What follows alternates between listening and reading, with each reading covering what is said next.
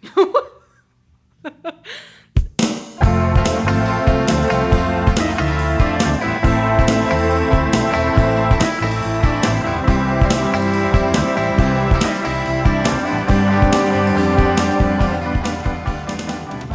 lot of you may be out there wondering, how do I get my original music onto Apple Music, Pandora, and other services?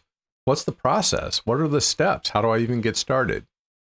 Well, welcome to our Happy Place Home Studio series on publishing your original music. A good number of years ago, I had a band, and we played together for 4 or 5 years. It was a lot of fun. And we decided to write and record some original music, which we did.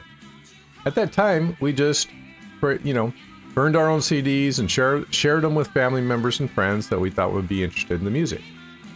Well, looking back, I decided that I wanted to go through the process of publishing that music, protecting it, and getting it online.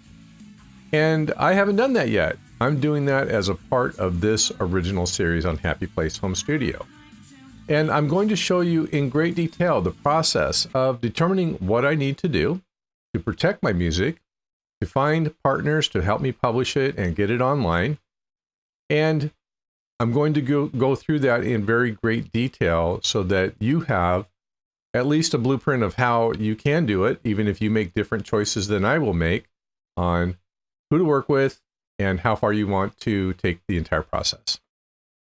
We'll cover many areas. We'll talk about protecting your work with copyrights. We'll talk about the many different options that you have for protecting your music, collecting royalties worldwide and on the major services. Even though it's much easier than it used to be back in the quote-unquote old days, there's still a lot to it. And you can't work with just one partner, for example, aggregators to help you get on the many services that are out there. If you want to fully protect your work, not only including your recordings and your words and music, but your performances, then you have to have many partners. And we're going to go through all of that.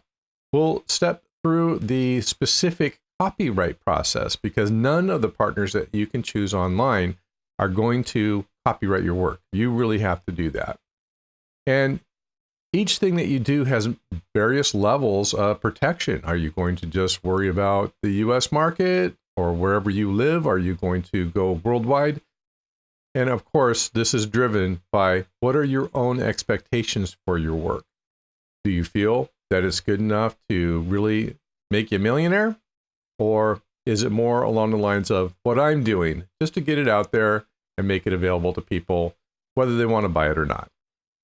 So, we're going to get started with this introduction to the series, and then we'll move right straight in to protecting your work with copyright. Now, right off the top, I want to say I've never done this before, so I'm clearly not an expert on the subject. And as I find myself doing more and more often, I've relied on some really informed people that you will find on YouTube, and I've linked a couple of the videos that I have used in my research, especially when it comes to finding partners to help me get the music published online. So please check out those links because they are some very good and very expert sources of information, and you'll find it really informative and I think really interesting, as I did. In part one of this series, we'll talk about organizing your work so that you know exactly what you want to publish and what you want to get out of the publication process. Did you write just one song that you want to publish? Do you have an entire CD or maybe an EP collection of work? That's what we'll talk about. And we'll talk about what assets you actually need to prepare to publish your work. And that includes not only your words and music, but your recorded song and some other things as well. Then we'll walk through the copyright process very specifically, and we'll be doing that copywriting on copyright.gov, the actual United States government website for copywriting, and I'll walk you all the way through that process. We'll also have a brief discussion about why copyright. I think it's very important to protect your work, but we'll talk more about that at the second half of that first part.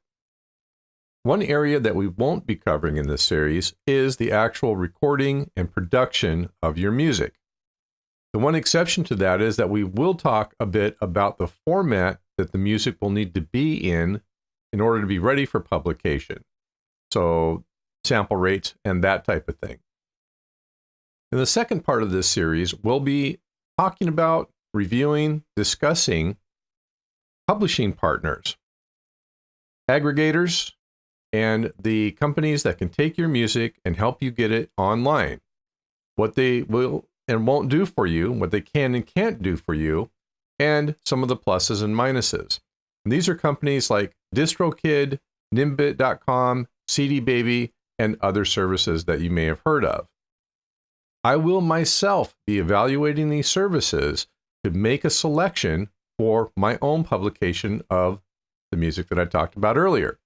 So it'll be an interesting process, and I will definitely point you to other resources that I have found that very expertly discuss these possible partners for you, and again, the advantages and disadvantages of each. And most importantly, what they do and don't do for you. One of the things right off the top that I've already said they don't do for you is they don't copyright your work, for example. So that'll be an interesting part 2 of this series.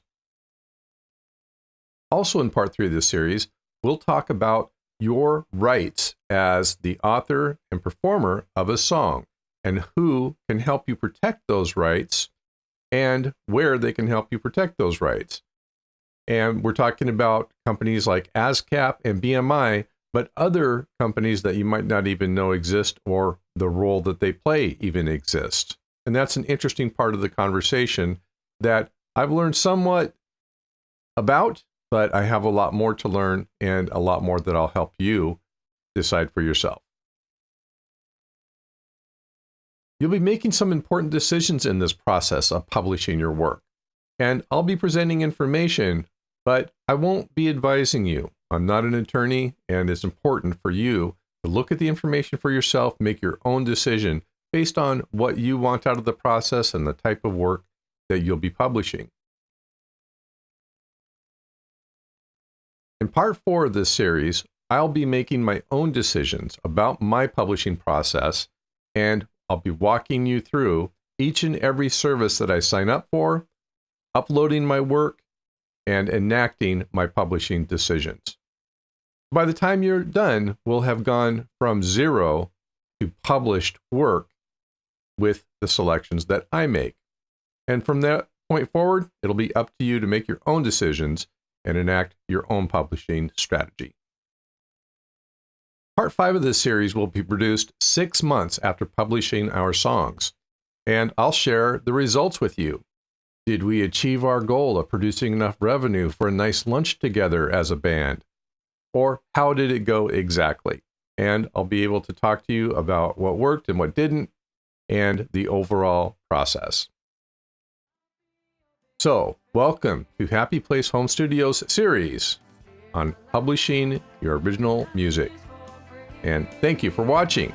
Let us know what you think in comments down below.